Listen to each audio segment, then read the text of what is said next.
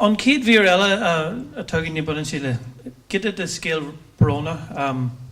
Our next guest has had a hard couple of weeks. He's a man from Mayo, Faris Mayo in Ochoni, Amalia Clea. Anthony O'Cullen is the Príomh-Aimneach, or the head of Gaelin, a group which has been participating in this great project as well. So, Curran Fáilte wrote Anthony the Lord's Aaron Hour.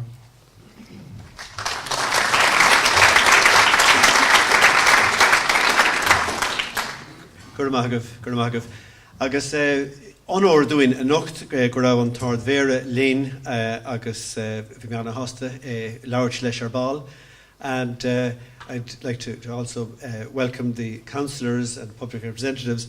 Agus while I'm freshen fáilte a chur rih idel na churan sin lasfirheimnach nua cheapatha oras na Gaeilge atá an seo freshen. So, why is Gaelin involved in this project? Well, very simply, tá effig agin an seohan ardwacha le breis agus 60 bliain. We're immersed in Armagh. We're an all-island organisation, but I think it's no secret that we have a particular affinity, a particular leaning towards this side. And we're delighted tonight that we have this beautiful, beautiful book, which is the product of the work of two local people, the artist Dara, who's here, and of course Raymond. And Raymond is also very much a Gaelin man, and we are delighted and very proud of his achievements, both with the Leachra and now again with Cuchulainn, Ulster's greatest hero. The Leachra got a wonderful reception, and for everybody who loved it, there was at least 10 who said, gosh, I would love to read it, but my Irish wouldn't be up to it. So I think it was really by public demand that we now have an English language version. And when I read the Irish version, I was really in awe of the richness and the beauty and the muscularity of the old Irish text and the way it was rendered into Ulster Irish by Raymond.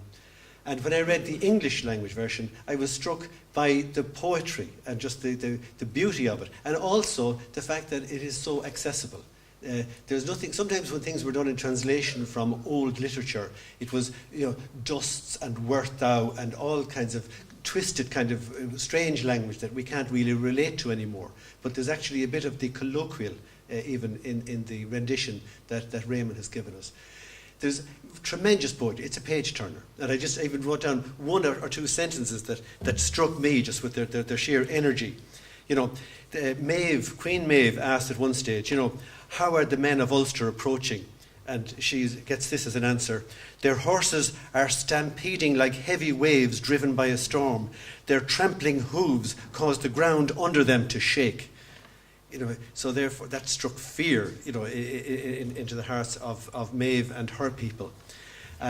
So that's just a small example. So Bawalumsa, Treslu, Lesh Partneri, these two guys didn't do the job on their own.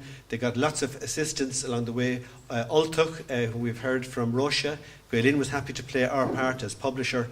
And I think another person that deserves special mention, that is Wendy Dunbar, who designed the book, because it's a beautiful, beautiful production just to handle and to look at. Agus Dinella Love Ege Selaur, but he's almost like an invisible hand. That's Richard McGowan, who would have, combed through the text and given advice in that way. So I'm absolutely thrilled. Gur Anseo in Avon Macha, which is kind of the nerve centre, the epicenter for most of the stories in this beautiful book that we're launching tonight, that we have the event actually here in the centre. We're absolutely thrilled. So Gur Macha Gibshe Hanika Macha Nocht.